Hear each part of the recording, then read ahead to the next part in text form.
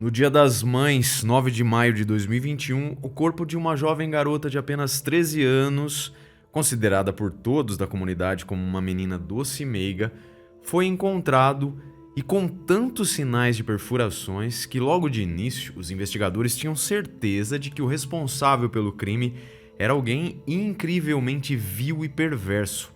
O caso foi solucionado até que bem rápido, mas o que ninguém esperava é que o assassino seria tão novo, com apenas 14 anos de idade. E o motivo, meus amigos?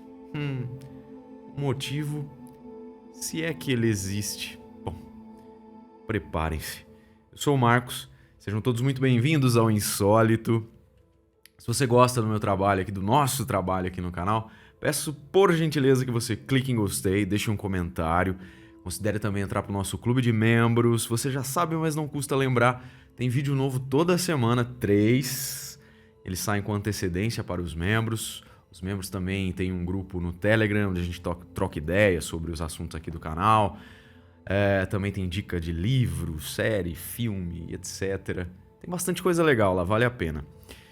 E também marque lá no @oinsólito, fechado? Então é isso, recados dados, vamos aos fatos. Tristan Teeny Bailey, apelidada de Tree, nasceu no dia 18 de janeiro de 2008, sendo a caçula de 5 filhos do casal Stacey Forrest Bailey. Com o nascimento dela, então, a família passou a ser composta por 7 pessoas, o que lhes rendeu o apelido carinhoso de Bailey Seven, que em tradução livre seria algo como os 7 Bailey. A Tristan foi descrita como muito doce, meiga, engraçada, inteligente e que de alguma forma ela conseguia se adaptar e completar o que faltava em todos os seus irmãos, trazendo um lado assim particular de cada um deles. Como por exemplo, sua irmã mais velha, a Brittany, tinha quase 16 anos de diferença, mas as duas eram melhores amigas. Era como se, sei lá, os espíritos delas fossem ligados de alguma forma bem intensa. Com Alexis, a segunda irmã mais velha, ela compartilhava o amor profundo pelos animais, e as duas então passavam horas juntas no meio da natureza, o que fez com que Alexis se tornasse quase tipo como uma segunda mãe para ela. Tegan, que era o único irmão, sendo o terceiro filho então, ele tinha um vínculo que trazia à tona o lado sério de Tristan, e eles passavam o tempo conversando sobre metas para o futuro, como faculdade, a área que desejavam trabalhar e sonhos diversos que eles pretendiam realizar na vida deles. Já a Sofia, que era a quarta irmã e que tinha a idade mais próxima da de Tristan, e as duas tinham uma relação de yin e yang, por assim dizer. Uma sempre era o ponto oposto da outra. Elas eram as irmãs que mais discutiam ali na casa. Segundos depois já estavam juntas novamente, no entanto. Além disso, a Tristan também foi um bebê muito diferente, como ela foi descrita. Tanto que ela chamou a atenção dos seus avós paternos, mais do que os seus outros irmãos. Ela acabou se tornando a queridinha dos avós porque eles afirmavam que ela meio que tinha demonstrado para eles ali o lado doce da vida. Bom, pessoal, fazendo essa breve contextualização aqui da família, todos eles moravam na comunidade Durbin Crossing, localizada próximo à cidade de Jacksonville, na Flórida, nos Estados Unidos, uma comunidade de classe média alta. A Tristan estava cursando o 7º ano numa escola da região ali, que ficava bem próximo à casa dela. Na escola, ela também tinha uma boa fama. Era uma ótima aluna, segundo seus colegas e os professores. E algumas fontes afirmam ainda sobre esse aspecto escolar que ela era líder de torcida. E a sua irmã mais velha, a Brittany, também tinha sido líder de torcida enquanto estava na escola. E que a mãe delas, a Stacey, era treinadora de líderes de torcida. E elas, sabendo como era difícil e exaustivo, todo esse lance aí de conciliar os estudos com as práticas aí de ser uma líder de torcida. Então, a irmã e a mãe tentavam ali meio que ludibriar a Tristan para ela não seguir por esse caminho aí. Mas sabe como é, filha de peixe, peixinho é. E a menina, inspirada ali pela mãe e irmã, não sei se tão inspirada assim, porque eu acho que elas meio que tentavam driblar a menina por esse caminho aí, mas enfim, ela acabou se tornando uma das melhores dançarinas que o clube de torcida tinha. Bom, no dia 9 de maio de 2021, o domingo, dia das mães, toda a família Bailey estava reunida na mesa às 9 da manhã para o café, que era a primeira refeição e também era considerada a mais importante para eles, pois eles sempre se reuniam para fazer esse momento aí em família. Porém, Tristan não estava presente nesse dia. Como no dia anterior todos da família tinham participado de uma festa e só foram dormir por volta lá da meia-noite, eles imaginaram que a Tristan talvez estivesse cansada e não tinha acordado até aquele momento ali, né? E passou do horário. Stacy, a mãe, foi até o quarto dela para acordá-la, mas se deparou com o quarto da filha vazio. Todos da família procuraram por ela na casa e na propriedade, mas eles não encontraram nenhum sinal da menina. Isso não era algo comum, como dá para perceber pelo histórico dela aí, né? Então, por volta das 10 horas da manhã, a família acionou as autoridades e em poucos minutos o Departamento de Polícia da Flórida se juntou nas buscas pela garota desaparecida. Então, gente, pelo que dá para entender, meio que tava rolando uma festinha, não se sabe se era na casa dela ou ali no bairro, de repente, ou na casa de algum vizinho. Enfim, é descrito de uma forma bem vaga isso daí, então dá pra gente inferir e supor que talvez fosse, de repente, na casa dela, e como tava todo mundo ali, ela pode ter saído durante aquela festa lá, mas enfim, né, vamos esperar pra ver como é que continua. Fato é que depois que foi relatado o desaparecimento, a polícia se juntou, os amigos, vizinhos, familiares, né, eles já estavam ali com afinco procurando por ela. E eles, logicamente, foram aos lugares ali mais óbvios, digamos, né, como, por exemplo, hospitais, lugares abandonados, IML, e também lugares que ela poderia frequentar ali cotidianamente, né? Muito embora ela tivesse só 13 anos, né? Ela não tinha motivo nenhum para fugir de casa, essa é uma informação bem importante. Além de que foi notado que ela havia deixado os documentos em casa e não havia levado nenhuma peça de roupa. Aqui também, pelo menos para mim, é uma informação meio esquisita, porque uma garota de 13 anos, obviamente que não vai sair de casa levando roupa, sei lá, documento, a não ser que seja uma saída ali autorizada pelos pais e muito possivelmente instruída pelos pais, né? Levada pelos pais ao lugar que ela queria ir, de repente dormir na casa de um colega, de uma amiguinha. Sei lá, galera, pra mim, eu sou de outra geração, né? Com 13 anos eu brincava de carrinho, então pra mim... Mas eu sei que os tempos são outros, enfim... Rapidamente, o seu caso foi espalhado por meio das redes sociais e cada vez mais pessoas, né, se voluntariaram para ajudar a família.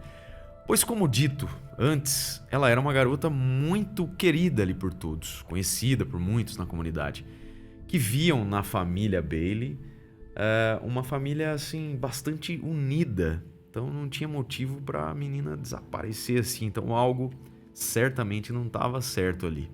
Os policiais decidiram então checar as câmeras de monitoramento das ruas e também das casas do bairro. E eles conseguiram imagens de Tristan andando pelo bairro aparentemente sozinha por volta das 1:45 da madrugada. Duas testemunhas teriam se apresentado informando que também viram a garota acompanhada de outro adolescente que teria aproximadamente a mesma idade que ela. E juntos então eles estavam indo para o leste do bairro. Um vídeo também foi recuperado mostrando Tristan 1:45 da madrugada vestida com uma saia branca e um top preto, né, que talvez pudesse ser encarado como roupas ali de líder de torcida. Junto a ela foi possível também notar a presença de um garoto, conforme essa testemunha aí tinha afirmado, né, que viu o carinha. Nessa mesma câmera de segurança, as imagens mostravam às 3:30 da manhã o garoto voltando pelo mesmo caminho, né, que eles tinham percorrido, só que sozinho e carregando um tênis nas mãos. Esse garoto aí foi identificado como Aiden Foote, de 14 anos, que morava no mesmo bairro que a Tristan, ou seja, a família Bailey. Os investigadores foram até ele e o levaram até a delegacia para prestar esclarecimentos, né? A primeira evidência de que algo estava errado foi notada ainda dentro do carro de polícia, quando Aiden tirou uma foto de dentro do carro da polícia e postou no seu Snapchat com a seguinte frase: E aí, pessoal, alguém viu a Tristan recentemente? Na delegacia, o Aiden confirmou que realmente tinha saído com a menina naquela madrugada e que eles foram juntos até a casa de um amigo em comum. Mas que por volta da 1 da manhã, mais ou menos, ele decidiu voltar para casa sozinho, já que estava muito tarde e a mãe dele ficaria furiosa caso ele chegasse mais tarde ainda.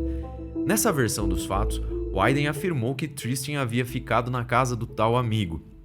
Mas as evidências eram controversas a esse depoimento do garoto, já que claramente era ele quem acompanhava a menina a 1h45 da madrugada naquela rua, e foi provado, como vimos, pelas câmeras de segurança. Também foi provado que ele só chegou na casa dele lá por volta das 3h30, né, que foi a última imagem registrada dele. Então, como que ele explicaria esse espaço do tempo aí, entre 1 e 3h30 da madrugada? Ele respondeu ao delegado que ficou andando por aí, já que ele gostava de caminhar. Eita, aí já fica um negócio aqui esquisito, né? Moleque, 14 anos já tá colocando a cordinha no próprio pescoço aí, né? Mas vamos ver.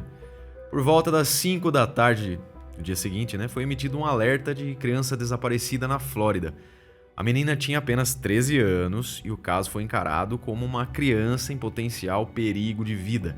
E nesse momento, cães, farejadores e helicópteros já estavam ali fazendo parte do grupo de buscas. No mesmo bairro onde Tristan vivia, um casal de moradores havia ajudado a fazer as buscas nas florestas ali ao entorno do bairro. E quando eles estavam voltando para casa, é relatado que um deles, né, lembrou que existia uma área bem pouco movimentada, uma área escondida ali no bairro, que ficava próxima a um lago, nos limites de uma propriedade desses vizinhos aí de bairro que estavam ajudando nas buscas. O homem, né, achou que não encontraria nada lá, então ele acabou indo sozinho ao local. Mas quando ele chegou, né, no limite ali, tinha uma cerca que limitava a terra dele até essa região onde tinha o lago e tal. Ele percebeu de longe, ali a cerca de uns 30 metros, como ele descreveu, que tinha uma garota deitada. Aparentemente uma garota deitada, né? Ele não foi lá verificar, ele apenas olhou aquilo de longe e foi correndo avisar os oficiais, né, a polícia. Obviamente, os oficiais estavam ali nas proximidades e logo eles foram lá verificar o que era isso aí. Então, por volta das 18h05, naquele mesmo dia, o corpo de Tristan Bailey foi encontrado no mesmo bairro onde ela morava, no Saddlestone Drive, em um beco sem saída dentro de uma floresta, perto de um lago. O local exato onde o tal vizinho tinha visto o corpo de uma suposta garota deitada. O corpo estava muito mutilado, porém estava vestido. Após ser levado para o IML, os pais de Tristan foram chamados para fazer o reconhecimento e foi realmente constatado, infelizmente, que era o corpo da garota desaparecida, a Tristan Bailey. Os sites oficiais das notícias revelaram que ela havia sido brutalmente atacada, tendo recebido mais de 100 golpes de um objeto pontiagudo e afiado, que teriam sido desferidos na cabeça dela, no pescoço, ombros, braços, mãos, costas, enfim. Um verdadeiro terror. 49 desses golpes aí, conforme relatado, estavam em locais que demonstravam, né, que a Tristan tinha tentado se defender enquanto ela era atacada. Aquele movimento clássico de defesa, assim, né, muito provavelmente. Fato é que ela lutou bravamente por sua vida, mas perdeu muito sangue, né? E como não foi socorrida de imediato, mesmo que tivesse sido, né, com tamanha brutalidade do ataque, talvez ela não tivesse chance mesmo. Fato é que ela perdeu a vida. A maioria dos golpes foi na região da cabeça e do pescoço, tanto que foi encontrado na região do couro cabeludo dela. Vejam só, pessoal, a ponta do que seria uma faca, um canivete. Também foi informado que ela estava completamente vestida, como já informei, né? E que não havia sinais de abuso íntimo. Pessoal, eu tô usando esses termos aqui, tá? Porque, infelizmente, não posso falar muito abertamente o que é, porque agora vocês viram aí que a plataforma tá colocando mais restrições ainda, né? Dia desses eu postei um vídeo que tinha nada a ver com a mensagem que aparecia na tela, mas faz parte, né, do jogo, então bora. Então, pessoal, porém, eu preciso informar vocês também, até esse ponto aqui, tá tudo em sites oficiais, digamos assim, que fizeram a cobertura do caso. Só que também tem aqueles fóruns, né, onde os detetives amadores costumam frequentar e criar ali as suas teorias, como por exemplo o Reddit, que nesse lugar aí o pessoal comentou que a blusa da Tristan foi encontrada vestida ao contrário. Ou seja, tinha uma parte rosa ali que seria o logo da camiseta dela, tava nas costas. E a cor das costas seria preta e ela estava na frente. Também é mencionado que o sutiã que ela usava no dia também estava ao contrário. Isso aí levantou algumas especulações, tá? Que de repente ela pudesse estar ali num encontro íntimo com alguém e, sei lá, de repente o maníaco apareceu, ela se vestiu correndo. O que me parece também só uma teoria de fórum, hein, meio sem fundamento, porque, como eu falei, né? Será uma menina de 13 anos saiu num lugar deserto dentro lá do bairro onde ela morava pra fazer um encontro amoroso com alguém assim? Eu sei que eu sou inocente, pessoal, mas enfim, né? Mas eu não sei se essa teoria faz muito sentido, né? Afinal de contas, a menina tinha 13 anos. Será que ela se colocaria numa situação dessa? A família era tão unida, ela devia ser instruída, né, dos perigos. Mas também ela pode ter ido na inocência ali do namorico, né, de 13. O menino aí que a gente já falou tinha 14 anos. Enfim. Mas se vocês bem lembram, quando ela foi vista nas câmeras de segurança, lembra que eu falei que ela estava usando um top preto? Então, pode ser que, na verdade, ela tenha saído já de casa com esse negócio ao contrário, se é que estava ao contrário. Lembrando que isso aí é só uma teoria do Reddit. Outra informação importante é que ela estava usando uma saia branca, não é? Conforme foi visto nas câmeras de segurança.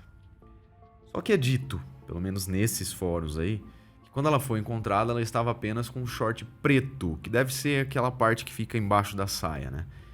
Nenhum site oficial, no entanto, é bem verdade, diz se ou não encontraram a saia dela.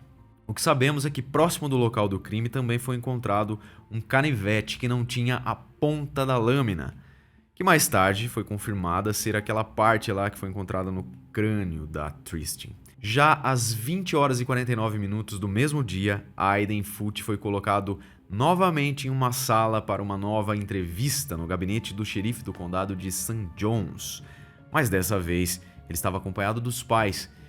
Eles foram deixados sozinhos por um tempo ali, enquanto o ambiente era totalmente gravado. E nesse momento eles notaram que a Crystal Smith, que é a mãe do Aiden, perguntou a ele se ele tinha certeza de que não estava envolvido no caso. E o Aiden respondeu simplesmente que acho que sim. Por quê? Ela então olhou para o filho com um olhar questionador e sussurrou: sangue. Nesse momento, os investigadores desconfiaram que a mãe do Aiden sabia de alguma coisa e estava tentando ali meio que possivelmente esconder algo. Então foi emitido um mandado de busca e apreensão para a casa da família, que foi cumprido no dia seguinte, 10 de maio, onde foi localizado uma calça jeans que estava molhada e que testou positivo para a presença de sangue humano, além de que também foi possível ver nas câmeras de segurança que na manhã do dia 9 de maio, a Crystal encontrou a calça do filho suja com manchas vermelhas e ela teria ido então até a pia do banheiro, onde foi vista esfregando a peça de roupa na água. E o ralo dessa pia aí também testou positivo para sangue. Também foi recuperado dentro da casa um par de tênis, precisamente um Nike branco que estava molhado, como se tivesse sido lavado, sabe? Mas que ainda continha sangue. E por fim, uma camiseta ensanguentada. Será que esse tênis aí é aquele que ele foi visto carregando lá por volta das 3h30, quando ele estava voltando para casa? Aqui já não é mais, digamos, uma questão de provas circunstanciais, não é? DNA que fala? Vamos ver. No quarto do Aiden, eles notaram que havia vários desenhos sombrios que faziam referências a pessoas sem vida e crimes de assassinato. Em um novo depoimento, o garoto Aiden contou que naquele dia ele realmente saiu, né, com a Tristan, mesmo porque não dava pra ele negar isso, né? Pra ir então até a casa daquele suposto amigo, que não foi revelado, mas que em um determinado momento ela teria investido nele, agarrando suas partes íntimas. E como ele era comprometido, ele tinha uma namorada, segundo ele, e ele não queria traí-la. Então ele simplesmente empurrou a Tristan e ela caiu e acabou batendo a cabeça, né? Então ele deixou a menina sozinha na rua. Nessa versão aí, ele tenta justificar que por conta do impacto dela com a cabeça no chão, né, seria o motivo de ter o sangue dela nas suas roupas, mas que ela ainda estava viva quando ele saiu de perto dela e que outra pessoa teria cometido o crime. Ai, ai, ai, hein? Porém, as evidências contavam uma história bem diferente. Amigos mais próximos de Aiden e a namorada dele foram chamados à delegacia. E eles contaram que já fazia muito tempo que ele contava a todos que ele tinha contato ali que tinha um desejo de levar alguém aleatório para a floresta para tirar a vida dessa pessoa com um objeto afiado. Uma faca, um canivete, enfim. Mesmo porque ele tinha fascínio por objetos afiados. Inclusive andava com um deles no bolso, faca, um canivete, enfim. E que inclusive fazia brincadeiras de caminhar silenciosamente por trás da namorada e assustá-la fingindo que cortava o pescoço dela. Veja só, hein? Cabeça do moleque. Cerca de um mês antes do crime, ele contou aos amigos mais próximos que ele iria tirar a vida de uma pessoa, mas nenhum deles botou fé nisso, não levou o moleque a sério, então... né? Ninguém acreditou no que o Aiden estava falando ali, né? Imagina, um amigo seu fala uma doideira dessa. Óbvio que você vai contextualizar, né? Ver se o cara já tem o hábito de fazer esse tipo de brincadeira tonta, né? Mas, enfim, é de se assustar, né? Ou eu não sei se sou eu, né? Que sou um consumidor de true crime, produtor de true crime, que qualquer coisa já liga o sinal de alerta.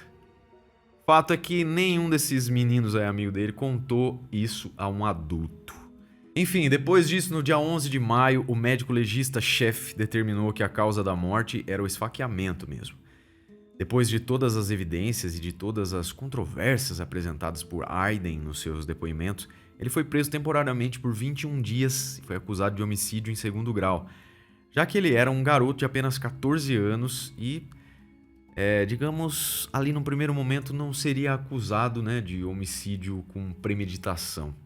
Ele foi mantido nesse período aí dentro de uma penitenciária juvenil de Daytona Beach. No dia 27 de maio já, a promotoria decidiu mudar o tipo de acusação e apresentou então documentos judiciais que informavam que Aiden Foote havia sim premeditado o crime, já que um mês antes ele tinha afirmado para vários amigos que ele queria, né, matar alguém levando lá para a floresta e golpeando essa pessoa com uma faca. Além de que foi encontrado o DNA dele no corpo da Tristan e também na arma do crime, não havendo nenhum sinal de um terceiro elemento.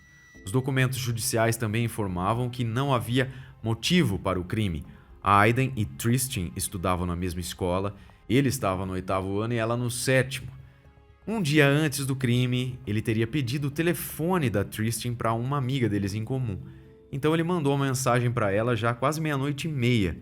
Antes disso, ele nunca tinha saído com ela, né? Ou sequer eles teriam demonstrado ali interesse um no outro. E é nesse ponto que eu me pergunto por que a menina foi sair com o cara, né?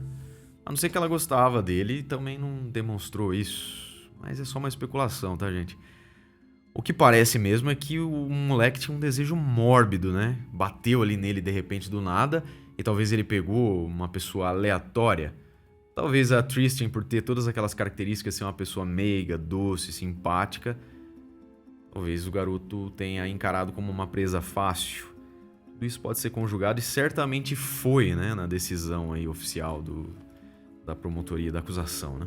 Outro ponto importante é falar que o corpo da Tristan foi encontrado a menos de 3 quilômetros da casa da família do Aiden, demonstrando que o garoto estava mesmo cego ali no seu intento.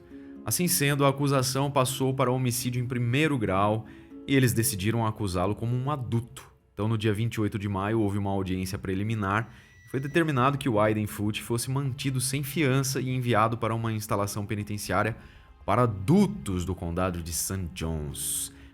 Já imaginou um treco desse aqui? No mesmo período, ele entrou com uma ação de não culpado e mantinha a sua versão de que a Tristan tinha assediado ele, né, daquela forma lá que eu contei, mas que ele somente tinha empurrado ela no chão mesmo e não feito aquela barbárie lá. Já a mãe do Aiden, a Crystal Smith, também foi presa e acusada de adulterar provas, pois quando ela encontrou a calça do filho manchada de sangue, ela já sabia do desaparecimento da Tristan e das buscas que estavam sendo feitas intensamente no bairro pela menina. Então ela não ligou os pontos e simplesmente lavou a roupa dos filhos ali para meio que instintivamente já acobertar os fatos. Em 6 de fevereiro de 2023, em uma audiência ali destinada a iniciar a seleção do júri para o julgamento, o Aiden, já com 16 anos de idade, entrou com uma confissão de culpa e surpreendeu todos os presentes. Ele ainda se manifestou perante o juiz e pediu desculpas por todo o sofrimento que ele tinha causado na família Bailey e também na família dele, não é? Em 24 de março de 2023, houve o início do julgamento no Tribunal do Condado de St. John's e toda a família de Tristan Bailey estava logicamente presente. O juiz classificou o crime como um dos mais difíceis e chocantes do Condado de St. John's, principalmente pelo fato de que não havia motivo. Foram apresentadas mais de 200 testemunhas contra o Aiden, entre psicólogos, analistas forenses, legistas, investigadores e amigos, tanto dele quanto de Tristan. A única pessoa da família de Aiden que compareceu no tribunal foi a avó dele, que pediu clemência para que a pena dele não comprometesse a vida inteira do garoto. Eu até compreendo a dor dessa senhora aí. Como eu sempre digo, né? As duas famílias acabam destruídas quando acontece algo assim, mas convenhamos, é importante lembrar que uma das famílias já, desde o cometimento do ato, já está com o veredito perpétuo, não é?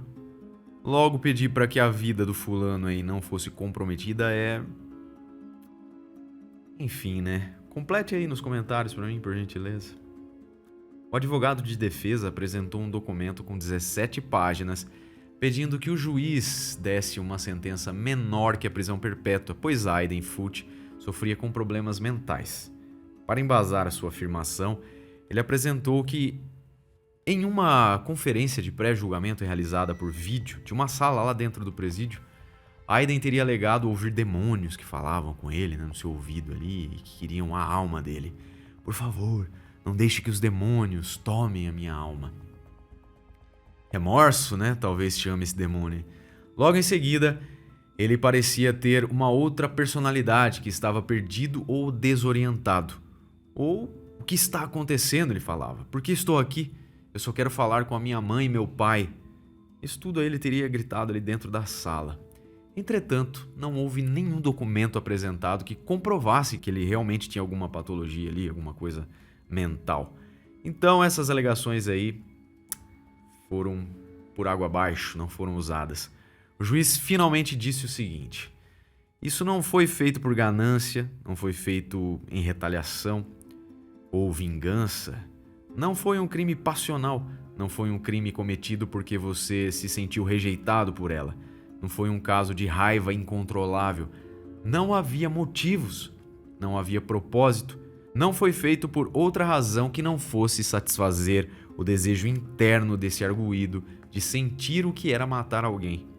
Essa foi a pronúncia do juiz Lee Smith. Embora o garoto tenha lido uma carta de desculpas à família de Tristan Bailey durante todo o julgamento ali, foi notado que ele não demonstrou nenhuma emoção, se mantendo frio e inabalável. Então aquele argumento ali que eu disse que talvez o demo que ele escuta aí seja o remorso, pode ser comprometida, né? Será que o menino aí não tem sentimentos? Ao final, Aiden foi considerado culpado e por ter cometido o crime, sendo menor de idade, né, com 14 anos, ele não poderia ser qualificado para a pena de morte, então foi proferida a pena de prisão perpétua. Mas segundo as leis da Flórida, após 25 anos de cumprimento de sua sentença, ou seja, mais ou menos lá por 2040 e pouco, quando ele tiver por volta de 40 anos de idade, o seu caso pode ser revisado e, se o juiz julgar que ele pode ser reabilitado, sua sentença pode ser alterada ou diminuída. Sendo assim, ele ainda tem chances de estar em liberdade futuramente. Agora falando sobre a mãe dele, né, a Crystal Smith, de 40 anos, ela foi julgada em abril de 2023, onde se declarou culpada realmente de adulteração e foi condenada a somente 30 dias em detenção e mais 5 anos de condicional. Agora, se você acha que realmente Aidan mudou após a sua prisão, você tá enganado, viu? De acordo com as fontes, mesmo sendo um adolescente agora com 17 anos, detido em uma prisão para adultos de Duval, mas em uma ala para sua faixa etária, bem verdade, ele é um dos prisioneiros mais violentos e que mais dão trabalho ali dentro. Ele já ameaçou policiais, extorquiu outros detentos e está sempre envolvido ali em confusões e brigas, sendo que até foi necessário uma vez fazer uma pulverização ali química para separar uma briga ali. E assim, sendo bem sincero, eu espero que isso signifique que ele não vai sair depois de 25 anos, não é? Dizem também que o bom rapaz usa o fato de que ele foi capaz de golpear uma pessoa cara a cara, enquanto os outros criminosos que estão ali com eles, colegas, né, de cela, de cadeia, teriam dado tiros com armas de fogo.